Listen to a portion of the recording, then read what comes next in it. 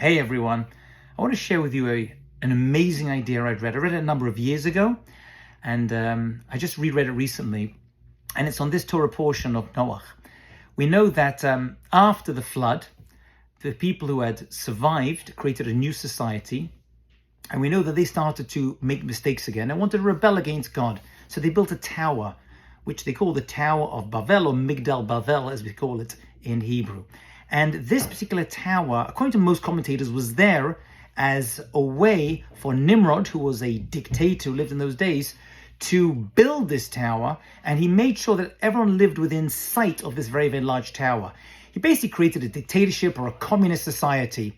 And that's what it was really all about. It was a way of rebelling against God. We don't need God. We can control ourselves. They wanted to become an atheistic society, and that's pretty much how most people understand it. But there's a great rabbi called Rav Yonasan Eibeshitz, and he lived in the 1700s. He was a great rabbi who was a rabbi of a number of cities in Germany, and he gives an incredibly interesting Kabbalistic understanding of this tower.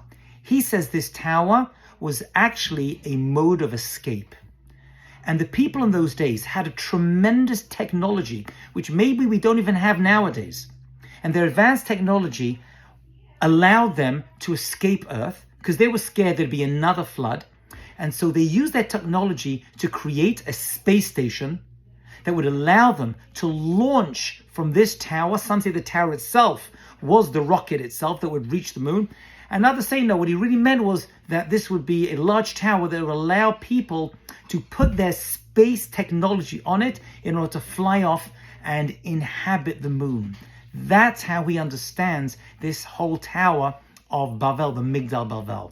It's an incredible idea, revolutionary on a number of levels. First of all, that people had that technology back then and they were willing to use it. It was only God who stopped them, thwarted them from being able to do this.